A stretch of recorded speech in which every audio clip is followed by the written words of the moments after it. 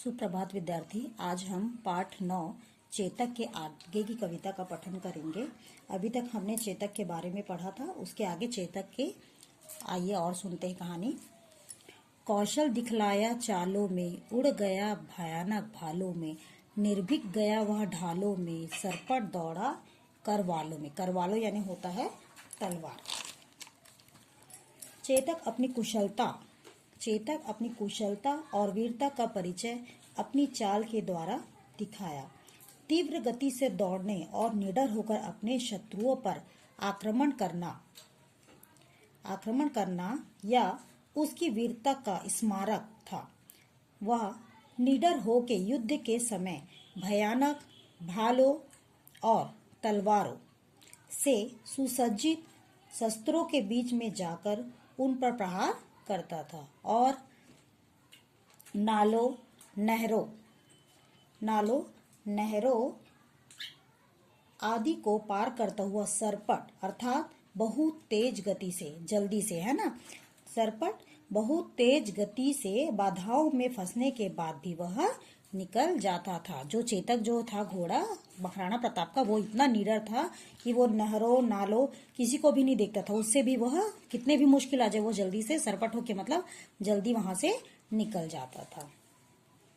यह यही रहा अब यहाँ नहीं, वह वही रहा वहां नहीं, थी जगह ना कोई जहां नहीं, किस अरी मस्तक पर कहा नहीं। अरी यानी होता है शत्रु। कवि कहते हैं कि युद्ध के क्षेत्र में ऐसा कोई स्थान नहीं था जहां पर चेतक ने अपने शत्रुओं पर प्रहार न किया। वह किसी एक स्थान पर दिखता ही नहीं था, तो पर शत्रु जब उस पर आक्रमण करते तुरंत वहां पर पहुंच जाता था, तुरंत वहां से गायब हो जाता, फिर वह किसी दूसरी जगह पर दिखता। ठीक उसी प्रकार वह वहां से भी गायब हो जाता था। अतः वह युद्ध के सभी स्थलों पर अपनी वीरता का परिचय लहराता था। जो चेतक जो था उसको कोई देख ही नहीं पाता था। वो उसको देखते ही रहते, वो कहां से, वहां से गायब होके दूसरे स्थान पे चले जाता। दूसरे स्थान से आप उसको पलक उठा के देखते ही कि वो तीसरे स्थान पे हो जाता। इस तरह से वह सभी स्थलों पर अपनी वीरता का परिचय लहराता जाता था। ठीक है, नेक्स्ट में देखते हैं। Next page पलटिए।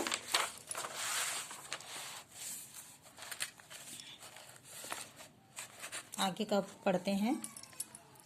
बढ़ते नद सा वह लहरा गया, वह गया गया फिर कठर गया ठहर गया, विकराल वज्रमय बादल सा अरी की सेना पर लहर गया। ठीक है, बढ़ते नद सा वह लहर गया, वह नदी के लहरों के भांति आगे बढ़ता चला गया। जैसे नद मतलब नदी की तरह वह लहरों में बढ़ता चला गया।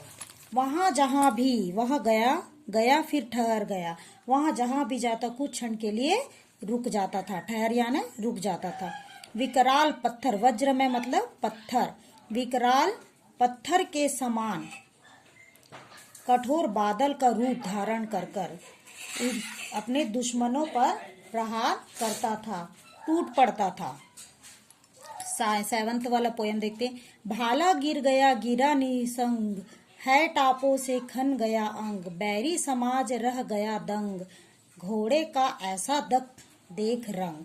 ठीक है, इस कविता में बताया जैसे पैरों है टापों से मतलब पैरों, घोड़े के पैरों से दुश्मन पूरी तरह से घायल हो गए। उनके भाले और तर्क सारे जमीन पर गिर पड़े थे। चेतक की वीरता का ऐसा पराक्रम देखकर दुश्मन भी खेमा अर्थात बैरी दल देखकर दंग रह गया।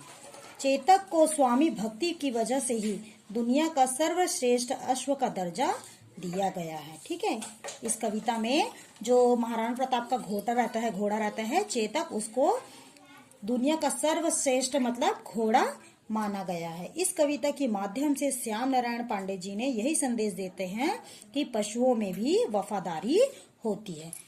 Today is work complete. बेटा आप लोग का पोयम पूरा कविता पूरा हो गया है। इसमें बहादुर चेतक की कहानी के बारे में बताया गया है। Today is work complete. Thank you.